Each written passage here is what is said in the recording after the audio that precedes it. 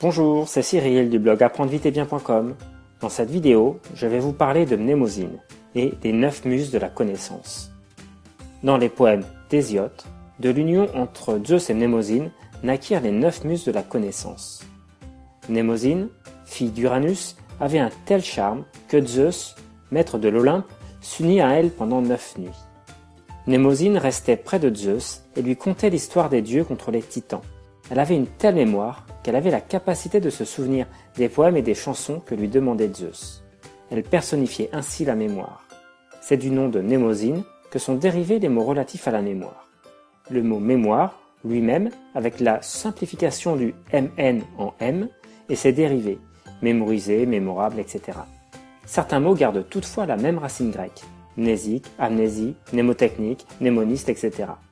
Donc, Zeus s'unit à Mnémosyne pendant 9 nuits, et de cette union naquirent les 9 muses. Chacune présidait à un domaine particulier de la connaissance.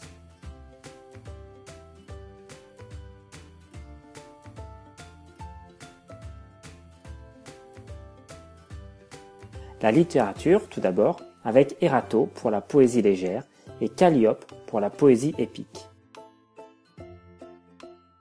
Le théâtre avait une grande importance chez les Grecs, et Melpomène était la muse de la tragédie, tandis que sa sœur Thalie présidait la comédie. Les arts musicaux n'étaient pas en reste, avec Euterpe pour la musique et Polymnie pour le chant. Terpsichore était la déesse de la danse. Enfin, Clio pour l'histoire et Uranie pour les sciences. Si vous souhaitez mémoriser le nom des 9 muses, vous avez plusieurs solutions. Il est possible, par exemple, d'apprendre par cœur cette phrase mnémotechnique. Clame, Eugénie ta mélodie, terrible air polonais, ouragan calculé. Cela permet de retrouver plus ou moins facilement les noms des muses dans cet ordre. Clio, Euterpe, Thalie, Melpomène, Terpsichore, Erato, Polymnie, Uranie et Calliope. Vous pouvez également utiliser un moyen plus moderne, la catégorisation.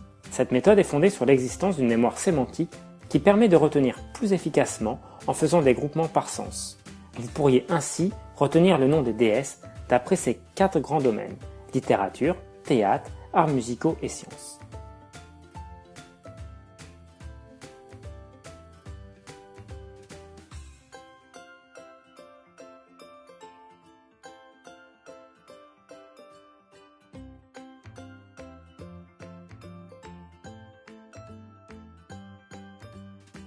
Voilà, cette vidéo s'achève. Pensez à vous abonner à la chaîne YouTube pour voir mes dernières vidéos. Si les outils de pensée visuelle comme le mind mapping ou le sketchnoting vous intéressent, je vous invite à visiter le site apprendreviteetbien.com et à voir la page relative aux prochaines formations dans ce domaine. Je vous dis à très bientôt dans une prochaine vidéo.